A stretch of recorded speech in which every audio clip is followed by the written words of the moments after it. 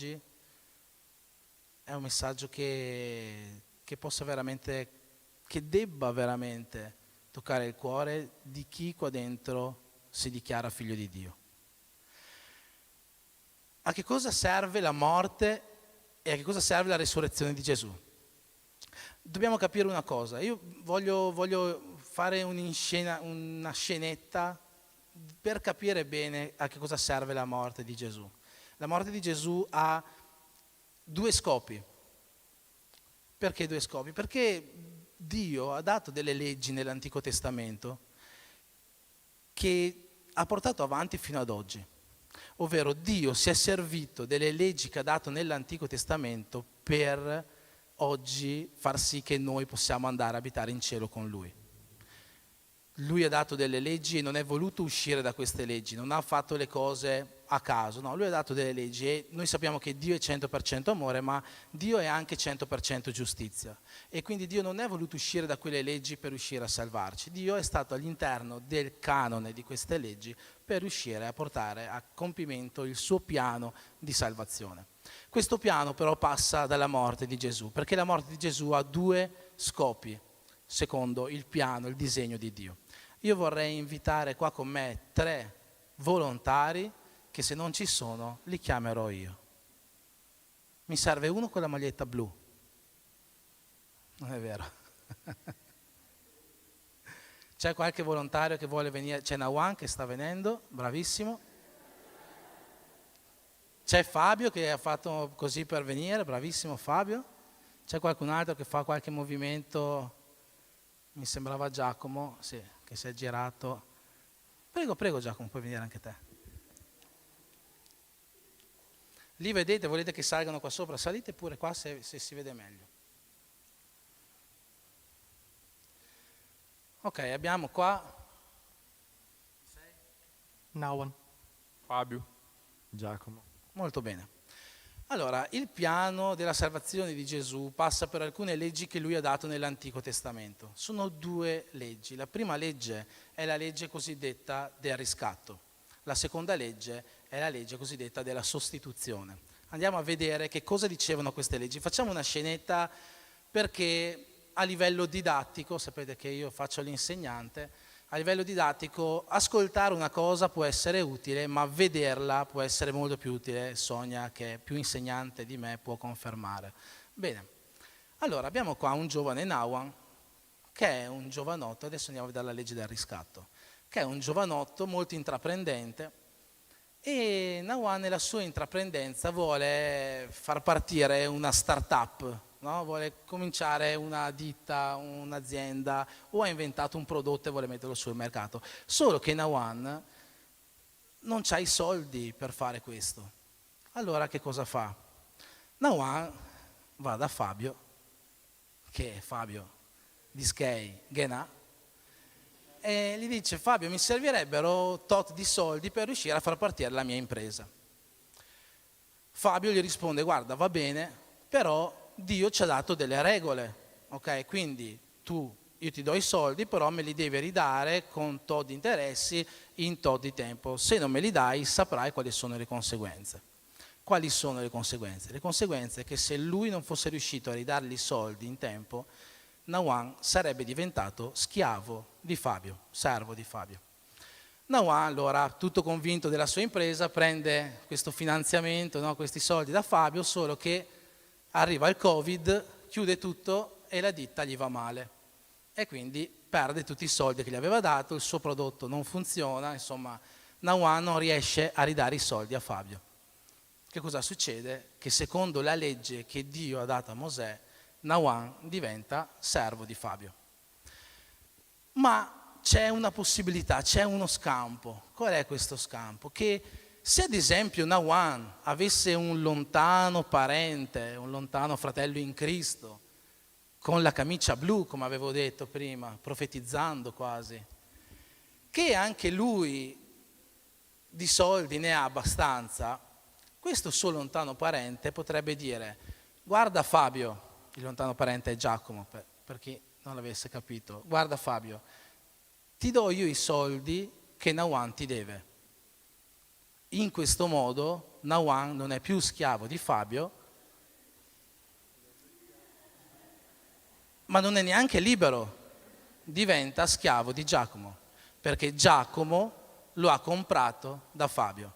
Questa è la legge del riscatto. La legge del riscatto, avete capito, non presuppone che Nauan diventa libero. Nauan non torna libero. Nauan rimane schiavo, rimane servo, ma cambia la proprietà. Da Fabio, che è uno strozzino, che non vuole dare, che strozzino non è una brutta parola, eh? È brutta? No, non è una brutta parola. Strozzino sono quelli che prestano i soldi, no? Però vogliono tanti interessi.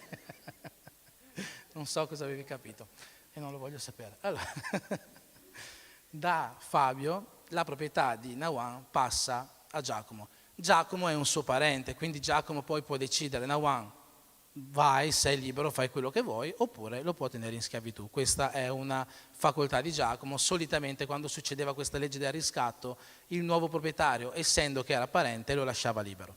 Questa è la legge di Mosè. Che cosa ha fatto Dio per fare in modo che oggi noi potessimo essere salvi? Riallacciamo il nastro. Nauan è un giovanotto che però, poverino, è un peccatore e per questo è schiavo del peccato.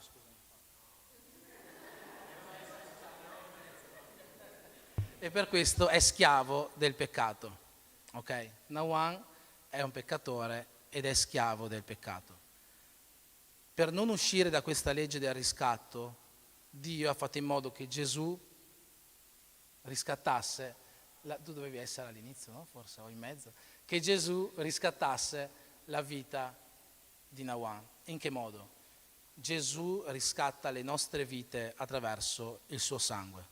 Il sangue che è versato sulla croce è il prezzo che Gesù ha pagato al peccato affinché Nauan non fosse più schiavo del peccato, ma fosse oggi schiavo di Gesù. Capite sempre, Nauan non è libero. Quando noi diciamo che oggi siamo liberi, noi non siamo liberi. Noi siamo schiavi di Gesù, perché Gesù ci ha comprato col suo sangue, ci ha riscattato dal peccato col suo sangue e oggi noi non siamo liberi. Noi siamo schiavi di Cristo. Poi Gesù ci lascia la libertà di dire: io metto davanti a te la vita e la morte, prendi tu la decisione che vuoi. Questa è la libertà che noi oggi abbiamo in Cristo. E questo è il riassunto di quella che è la legge del riscatto e di come Dio ha usato questa legge per salvarci attraverso la vita di Gesù, attraverso la morte di Gesù in realtà. Ci sono domande? È tutto chiaro? Avete capito veramente che cos'è la legge del riscatto e in che modo Dio ci ha riscattati dal peccato? Dio ha usato questa strategia, questo escamotage per fare in modo che noi non fossimo più nello stato in cui eravamo prima. Prima eravamo in uno stato di peccatori, oggi non siamo più in questo stato, oggi noi siamo schiavi di Cristo. Ma la morte di Gesù ha anche un altro significato. Dio non solamente è andato incontro, puoi tornare qua, Nauan, ritorniamo in fila, vi usiamo ancora un attimino. Dio non solamente ha fatto sì che si compisse la legge del riscatto attraverso la morte di Gesù, ma ha fatto sì che si compisse anche la legge della sostituzione. Che cos'è la legge della sostituzione? La vediamo in tantissimi modi all'interno del libro del Levitico, ne abbiamo anche letto uno poco fa. Io prendo questo esempio qua. Nauan è il popolo di Israele, è il popolo di Dio, diciamo. Okay? Nauan è il popolo di Dio.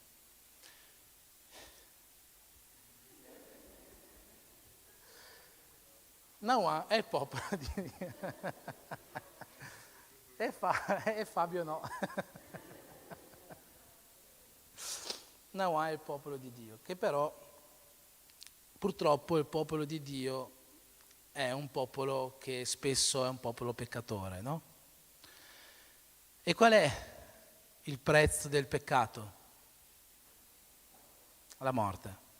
La morte è il prezzo del peccato. E Fabio rappresenta oggi la morte. No, non ha sentito. Che cosa succede? Dai, facciamo scambiatevi, dai, lasciamo che Giacomo fa la morte, dai. E Giacomo rappresenta oggi la morte, così non scandalizziamo nessuno. Nauan è il popolo di Dio, che è un popolo peccatore. Giacomo è la morte, il prezzo del peccato è la morte. Quindi la morte cerca Nauan per prenderlo a sé. Che cosa prevede questa legge della sostituzione? Che non è che ti va tanto meglio, comunque. Che Dio ha fatto in modo che il peccato di Nauan, attraverso l'imposizione delle mani, potesse essere trasferito su una capra. Non so se era meglio la morte o la capra, ma va bene. Ok, in questo modo il peccato di Nauan viene trasferito sull'animale, che in questo caso è una capra, ma può essere anche un toro, nel senso un montone, cioè ci sono tantissimi animali. E prendiamo una capra perché abbiamo letto la capra, ma ce ne sono tanti. Ok. A questo punto la morte non guarda più Nauan per andare a ucciderlo, perché il peccato di Nauan attraverso la sostituzione è stato trasferito su Fabio e quindi la morte andrà da Fabio. Questa è la legge della sostituzione. Che cosa succede all'interno della teologia cristiana attraverso la morte di Gesù? Che Nauan è sempre il popolo di Dio ai giorni d'oggi, noi siamo peccatori. E la morte doveva venire a colpire noi, ok? Giacomo doveva venire qua con una bella coltello a cercare di uccidere Nauan. Ma Dio ha fatto in modo di darci Gesù, questo è meglio, dai, eccolo lì. Dio ha fatto in modo di darci Gesù e su Gesù noi abbiamo trasferito tutte le nostre colpe, tutti i nostri peccati, tutte le nostre iniquità, così che la morte è andata a colpire Gesù. Questo è il secondo significato che ha la morte nel sacrificio di Gesù. Questa è la legge della sostituzione. In Isaia 53, versetto 5, c'è scritto che lui è stato trafitto a causa delle nostre iniquità, che lui è stato ucciso a causa delle nostre trasgressioni, che la colpa che doveva essere data a noi è ricaduta su di lui. Questa è servita la morte di Gesù. Possiamo fare un applauso ai nostri tre... al peccato, alla morte e alla capra. Grazie. Ok, spero che avendolo fatto in questo modo sia avendo fatto questa scenetta possa rimanervi di più in mente anche per gli anni a seguire. Adesso dovremo avere capito che cosa sono la legge del riscatto e la legge della sostituzione. In realtà per l'argomento di cui oggi stiamo parlando non ci interessa tantissimo la legge del riscatto, ma è comunque sempre uno dei perché per il quale Gesù è dovuto morire per noi. A noi interessa un pochino di più la legge della sostituzione oggi, attraverso la quale Gesù ha preso su di lui tutti i nostri peccati, tutte le nostre colpe e morendo in croce li ha portati con sé, dandoci la possibilità oggi di essere purificati e di salire in cielo con lui. Abbiamo capito che cosa è servita la morte nel sacrificio di Gesù. Adesso andiamo a vedere invece che cosa serve la resurrezione nel sacrificio di Gesù. È molto semplice, no? Tutti noi sappiamo a che cosa serve la resurrezione nel sacrificio di Gesù. La resurrezione nel sacrificio di Gesù è perché Gesù è morto e con la resurrezione ha vinto la morte. E vincendo la morte ci ha reso partecipi di una vita immortale, no? Come c'è scritto. Vincendo la morte ci ha dato la possibilità di andare a vivere la vita eterna insieme a Lui, di andare a vivere in cielo, in paradiso insieme a Lui. La resurrezione di Gesù è la promessa per noi che noi risorgeremo con Lui in cielo in una seconda vita. Siamo tutti d'accordo con questo? A cosa serve la resurrezione di Gesù? È la promessa che noi andremo a vivere una vita in cielo con Lui. Questa è la resurrezione di Gesù. Lui ha vinto la morte e oggi noi, attraverso di questo, possiamo andare a vivere in paradiso. Questo è quello che tutti quanti sanno sulla resurrezione di Gesù, ma quello che voglio lasciarvi questa sera, sarò veramente breve, è che lo Spirito Santo mi ha parlato in questi giorni che nella resurrezione di Gesù c'è un messaggio che Non dico sia più profondo di questo è l'apice della vita cristiana, ma è un messaggio che è fondamentale per la vita di ognuno di noi. All'interno della resurrezione di Gesù c'è di più del semplice andare a vivere una vita eterna con Lui. All'interno della risurrezione di Gesù c'è qualcos'altro e voglio vederlo insieme a voi attraverso due versetti che si trovano nella lettera ai Colossesi, al capitolo 2, versetti 11 e 12.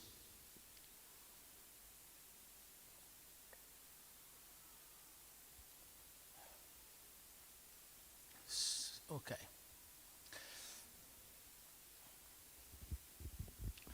Ok. Nella risurrezione di Gesù c'è di più, fa anche rima.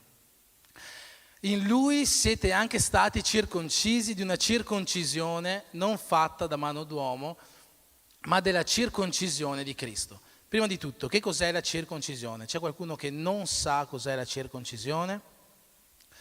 Bene, qua comunque lo ripassiamo perché magari qualcuno non ha alzato la mano per vergogna. La circoncisione è una pratica che Dio ha ordinato ad Abramo di fare nell'Antico Testamento. Perché gli ha ordinato questa pratica? Perché Dio ha fatto delle promesse ad Abramo. Dio ha fatto un patto con Abramo. Gli ha detto, Abramo, io ti darò una discendenza che sarà grande come le stelle del cielo, come la sabbia del mare. Però anche tu devi darmi un segno della tua fedeltà. Tu dovrai circoncidere ogni maschio da te in avanti. Tutte le persone del popolo di Israele, del popolo di Dio, da Abramo in avanti, dovevano essere circoncise.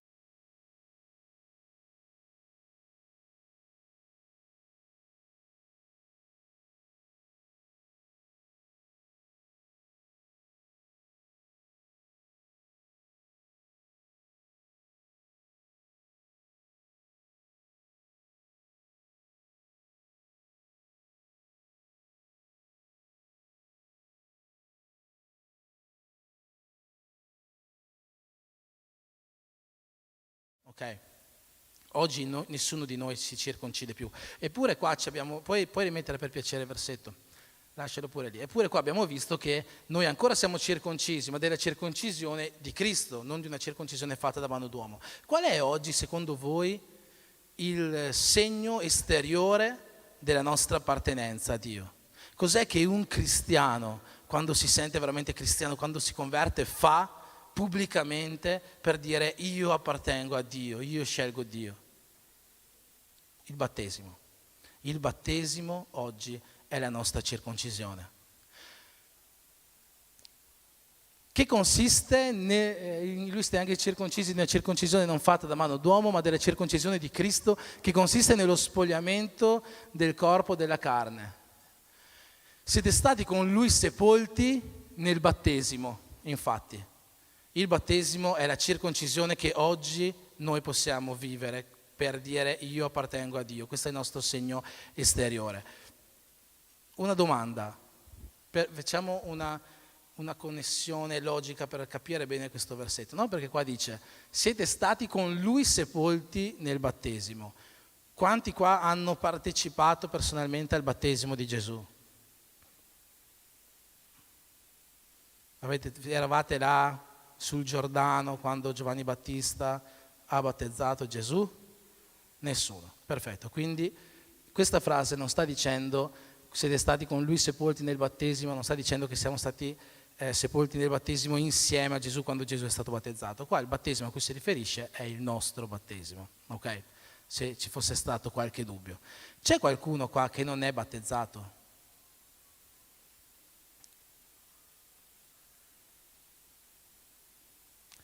Ok, c'è qualcuno che non è battezzato. Sapete, questo versetto è molto bello perché ci fa capire anche un'altra cosa, esco un attimo dal contesto. Perché questo versetto ci fa capire che Gesù è con noi ancora da prima che noi ci battezziamo. Ancora prima di battezzare. C'è qualcuno che pensa che fino al battesimo magari Gesù non è con me perché non vive in me. No, questo versetto ci fa capire un'altra cosa. Gesù è con noi ancora da prima che ci battezziamo. Gesù vuole accompagnarci nel battesimo, Gesù vuole scendere nelle acque insieme a noi. Gesù vuole fare questa strada, è questo che c'è scritto: siete stati con lui sepolti nel battesimo, nel quale siete anche stati risuscitati con lui. Ok, facciamo un'altra connessione logica. Allora, siamo stati sepolti nel battesimo, nel quale e siamo stati anche risuscitati insieme a lui. Abbiamo parlato prima della resurrezione di Gesù. A cos'è che serve la resurrezione di Gesù? A confermarci che noi andremo a vivere in paradiso. Perfetto. Che cosa ci fa capire questo versetto qua? Nel quale siamo stati anche risuscitati con lui. C'è qualcuno qua che vive in paradiso? No, vero? Non c'è nessuno che vive in cielo, neanche nella Nuova Gerusalemme. Quindi questo versetto non sta parlando di qualcosa che accadrà, non sta parlando della resurrezione che accadrà. Qua dice: siete già stati risuscitati con lui. Ok? Quindi quando si parla della resurrezione, la resurrezione non è solamente quella che vivremo dopo la morte, non stiamo qua a parlare di tutta la teologia dell'Apocalisse, il regno millenario, eccetera, eccetera. Ok, non sta parlando di questa resurrezione, sta parlando di un'altra resurrezione. Perché qua dice: siamo stati con lui battezzati e siamo stati anche risuscitati con lui. Quindi questa risurrezione di cui parla è una risurrezione che è già avvenuta per la vita di ognuno di noi. E quando è che è avvenuta questa risurrezione? Di cos'è che sta parlando Paolo qua? Cos'è questa risurrezione?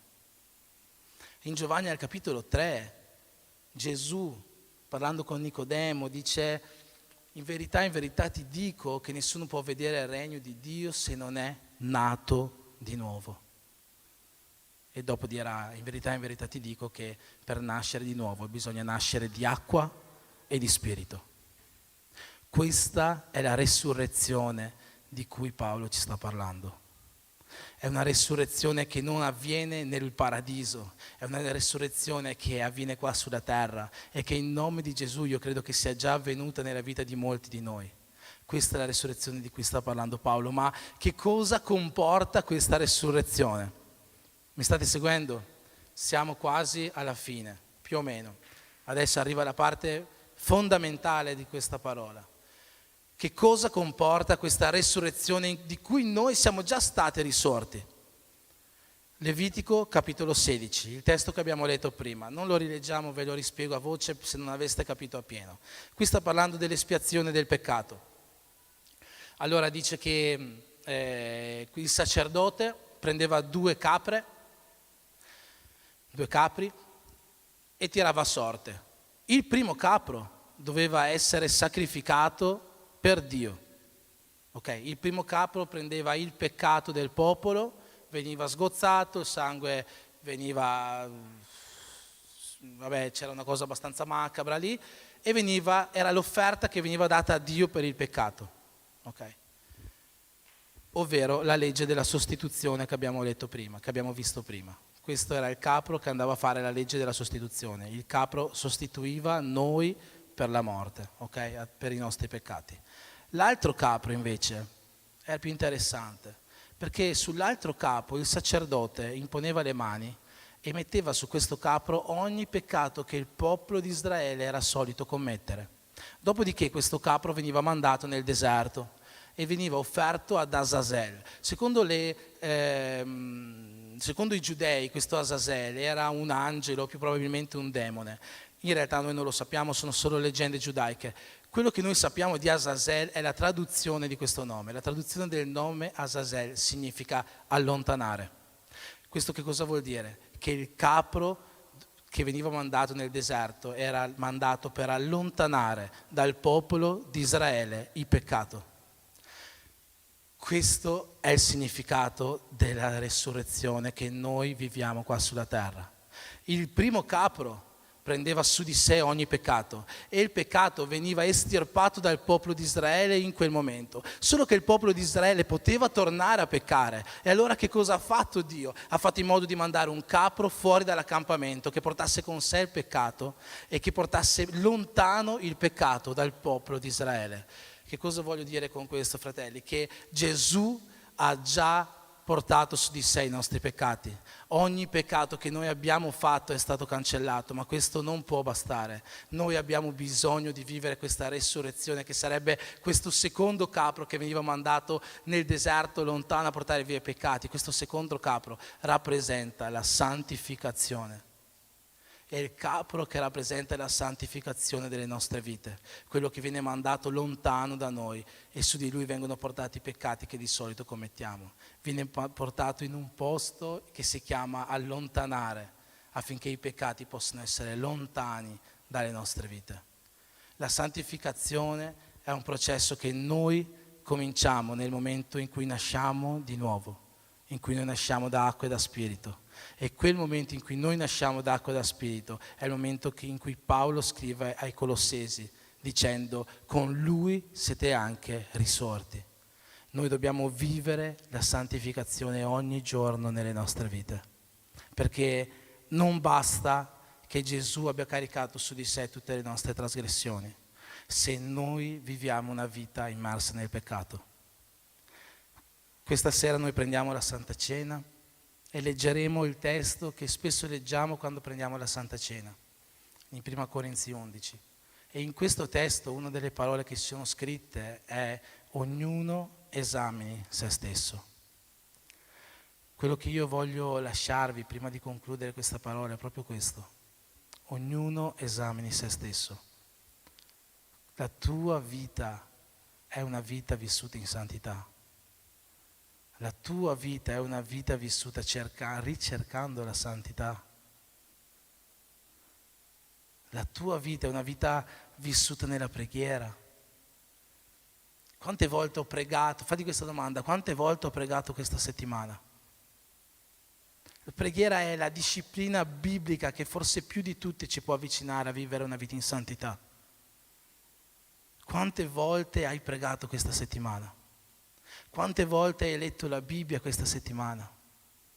Quante volte hai digiunato questa settimana?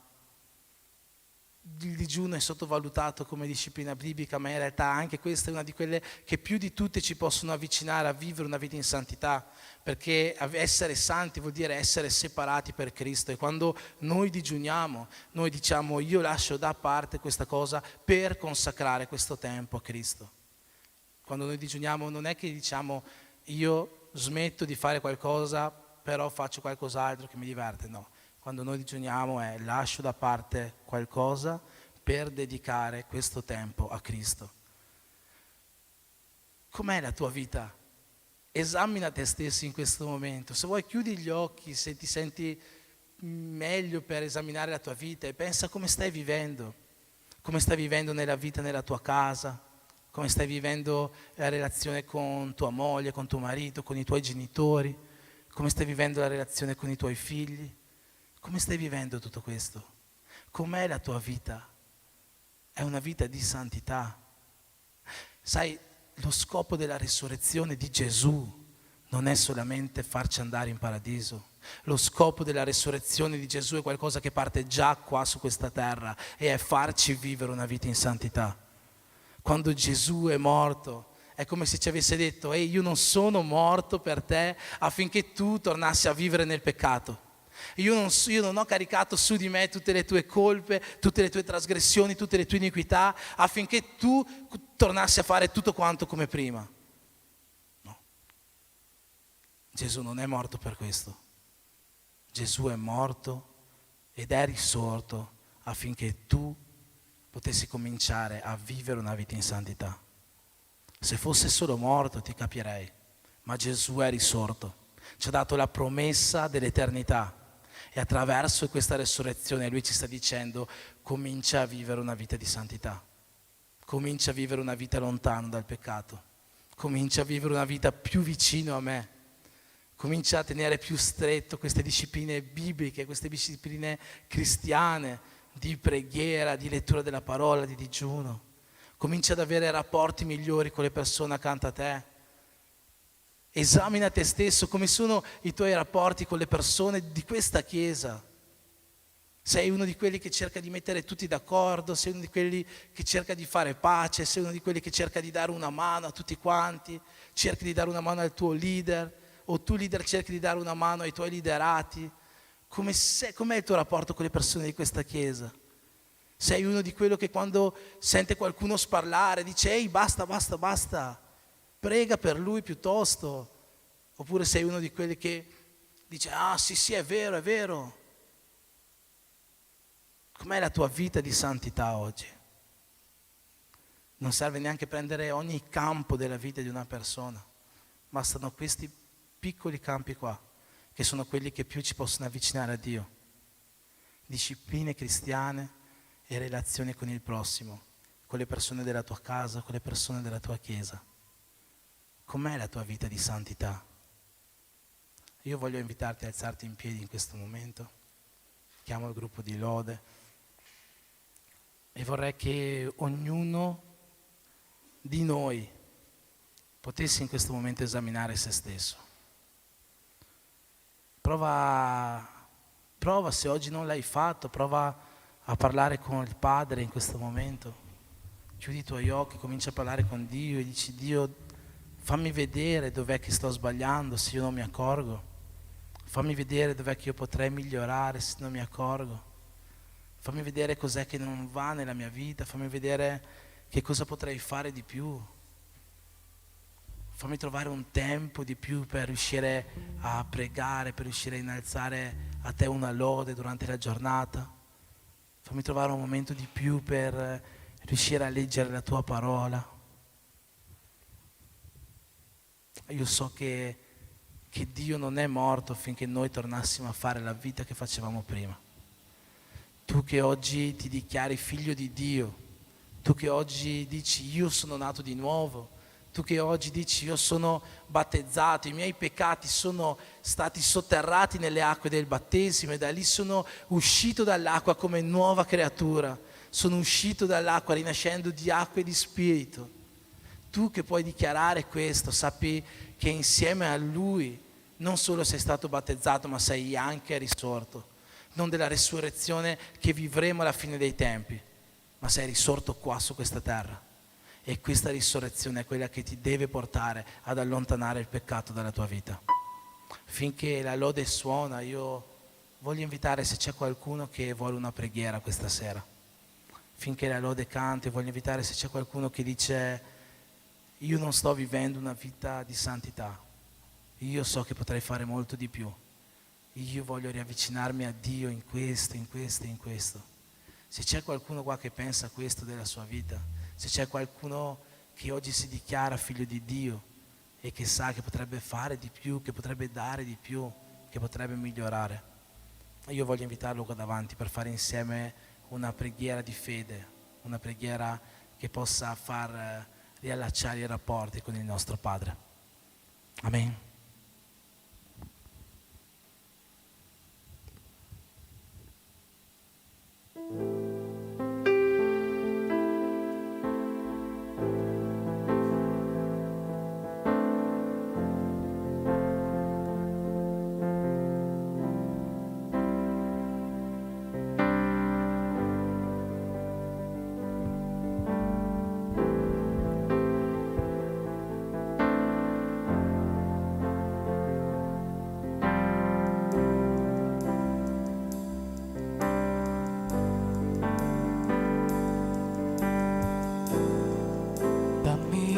Cuore Padre e che cresca in me carattere di Cristo e del tuo Spirito. Fammi amare ciò che ami, dammi la tua forza per sradicare dal mio cuore ciò che non è tu. Io voglio stare vicino a te, desiderare di piacere a te. Io voglio fare la tua volontà e adorarti.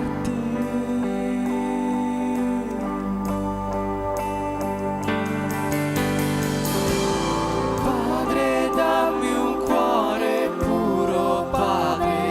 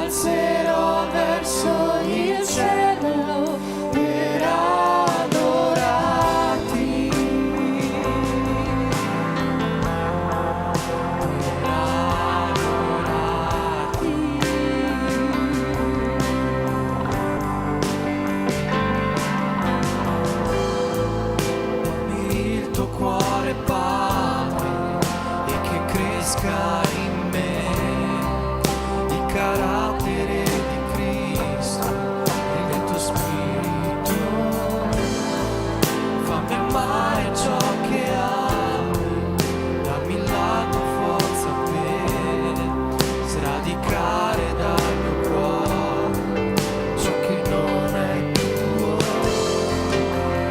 Io voglio stare vicino a te, desiderare di piacere a te. Io voglio fare la tua volontà e adorarti.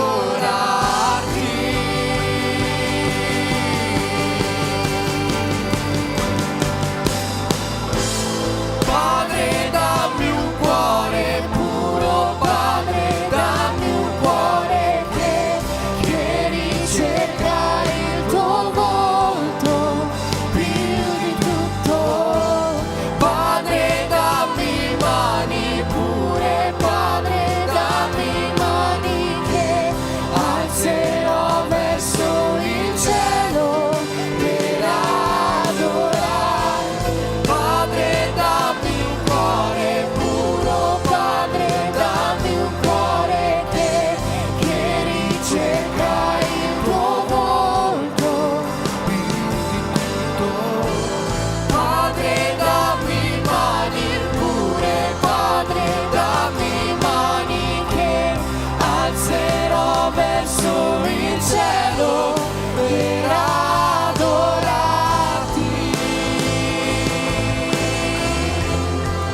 Per adorarti.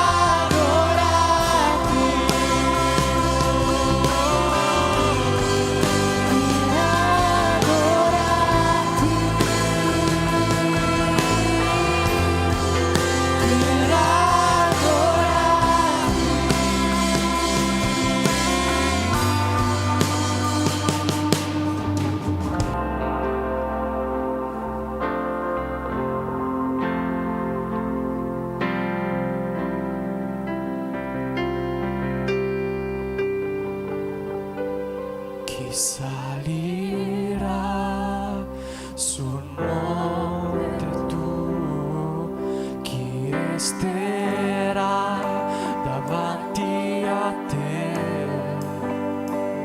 Fai che sia io, fai che io veda la gloria tua.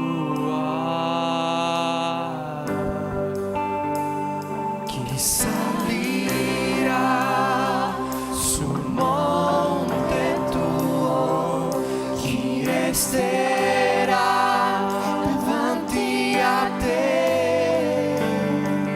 Fai che sia io, fai che io veda la gloria tua.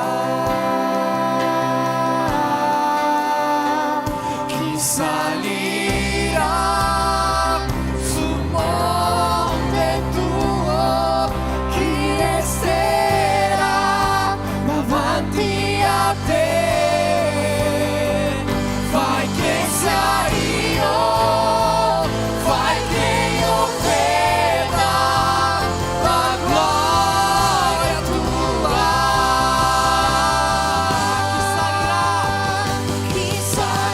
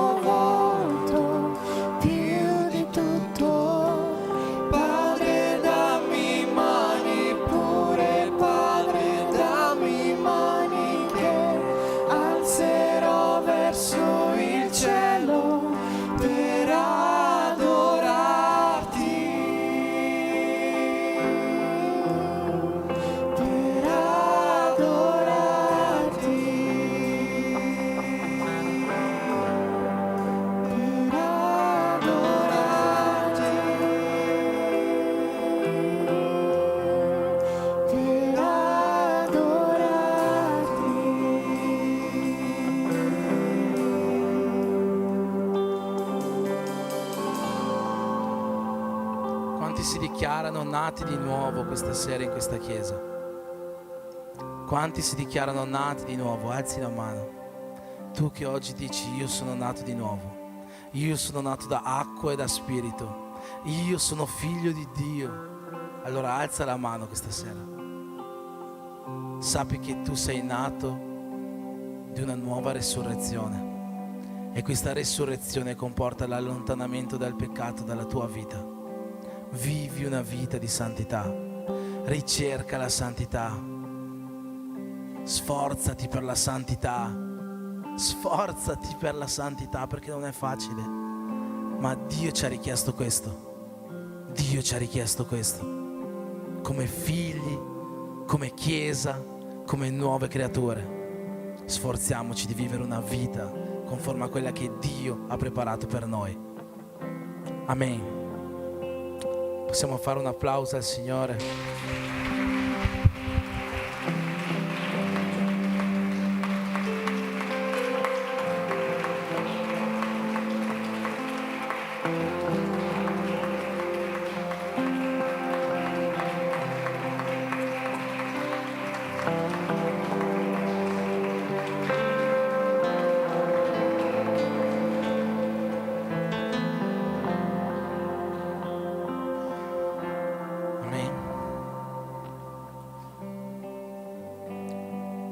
Qua i nostri operai per la Santa Cena.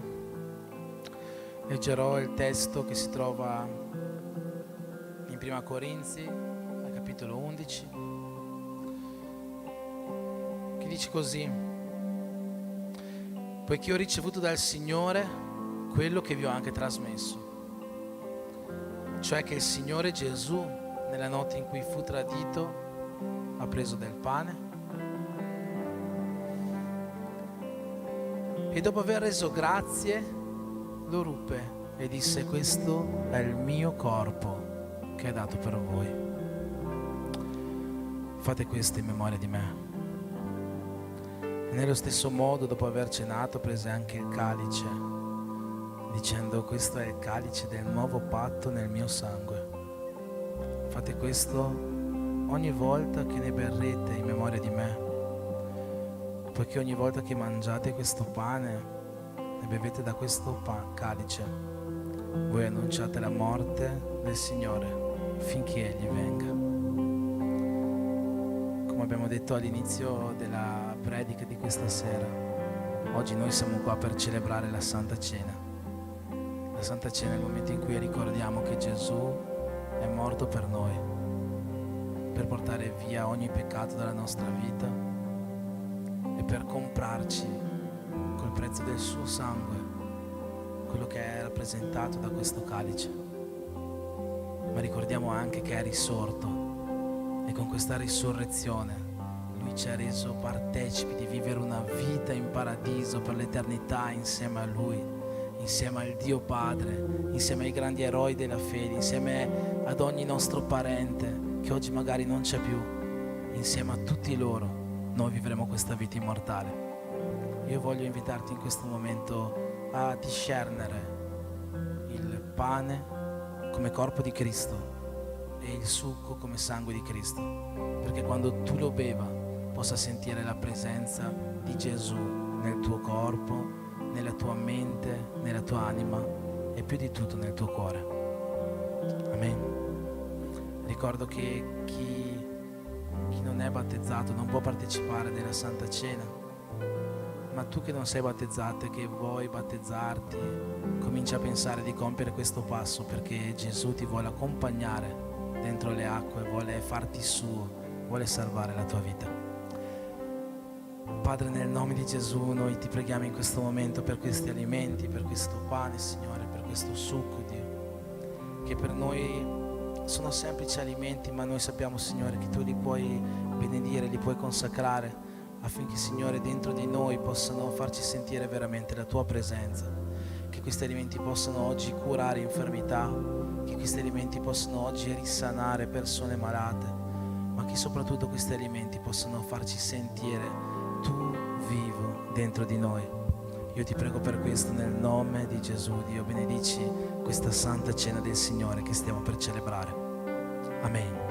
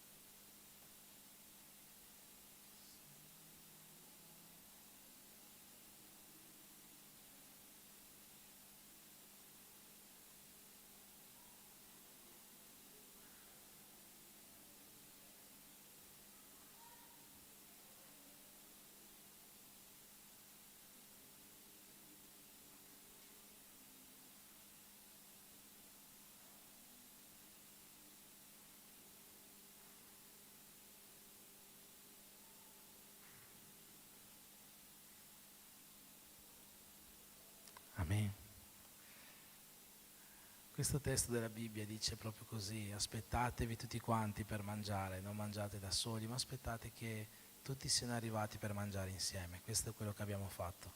Come uno in Cristo dobbiamo aspettarci per prendere insieme il corpo di Cristo. Allora, tutti insieme, come il Signore Gesù ci ha insegnato, prendiamo questo pane che per noi rappresenta il corpo che Gesù ha donato per noi.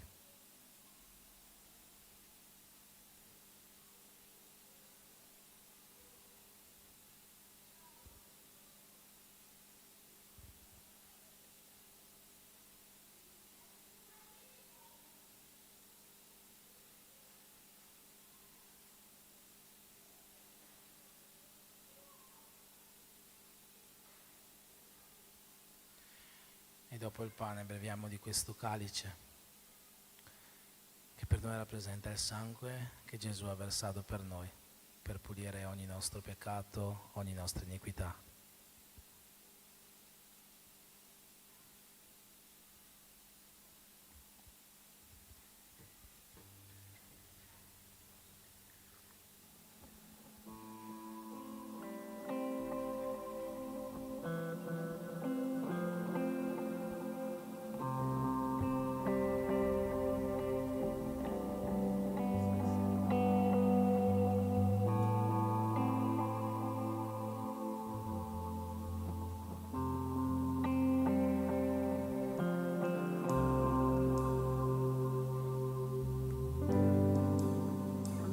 Chi salirà sul monte tuo, chi resterà davanti a te,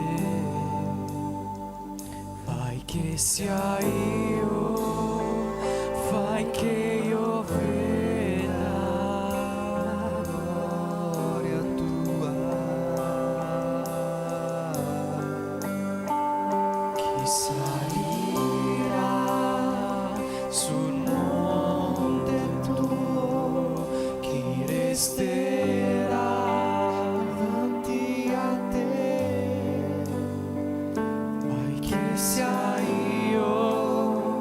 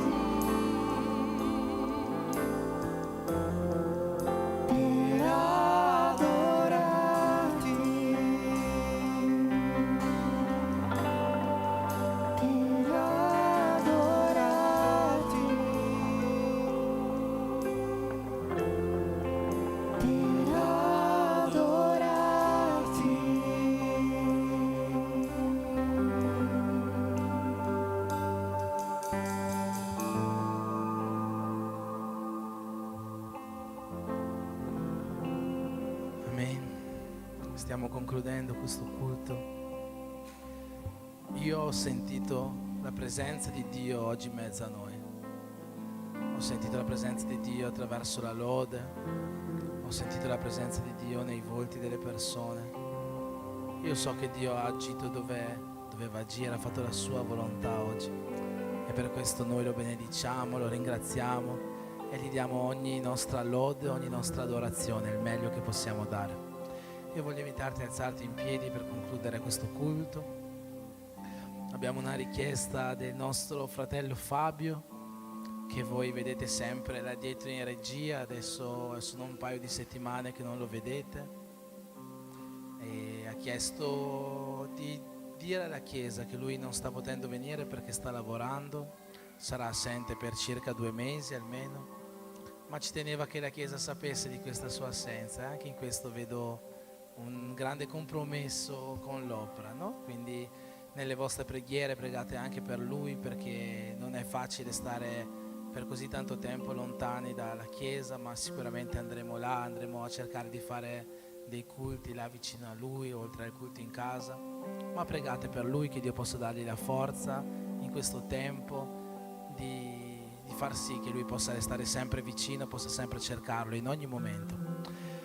Dobbiamo chiamare la nostra diaconessa Rosalina con tutti quelli che hanno compiuto gli anni in questa settimana, per fare gli auguri di consuetudine. Ah sì, Fabio, vieni Consuele, abbiamo un anniversario di matrimonio.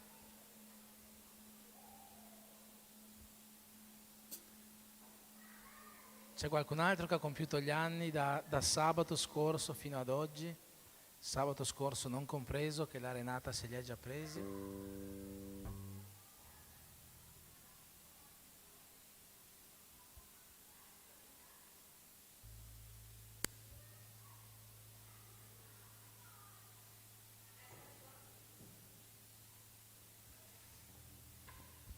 Dopo no. Vieni Rosalina, vieni pure. Stiamo aspettando solo te. È felice di venire qua sopra a prendersi gli auguri, come tutti d'altra parte sono sempre felici di venire a prendersi gli auguri. Dopo non andate via, restate qua che abbiamo la nostra cucina, stiamo un po' insieme prima di tornare a casa. Padre, nel nome di Gesù noi ti preghiamo questa sera per la vita di Rosalina, a cui oggi hai concesso un nuovo anno di vita. Che tu, Signore, possa sostenerle in questo nuovo anno, possa donarle pace, possa donarle salute e serenità, che possa essere presente ogni giorno nella sua vita, Signore, dentro di lei, dentro la sua casa, che possa farle sentire sempre che tu le sei accanto, Signore. Benedici questo suo nuovo anno. Ti chiediamo anche di benedire il nuovo anno di matrimonio che hai concesso a Fabio e a Suelle, in questa coppia benedetta, Signore, che tu hai messo in mezzo a noi. Credo, Signore, che tu hai tanti progetti per loro, sia nella loro vita di famiglia, nella loro vita di coppia, che anche, Signore, nella vita che tu hai preparato ministerialmente davanti a loro. Signore, benedici questa coppia, Signore, che tu possa portare il tuo unione, la tua unione, il tuo amore, Signore, in mezzo a loro, in mezzo alla loro casa. Noi ti preghiamo per questo, nel nome di Gesù. Amen. Tanti auguri a voi, tanti auguri a voi, tanti auguri a voi, tanti auguri a voi. Parabéns pra vocês nessa data querida, muitas felicidades, muitos anos de vida.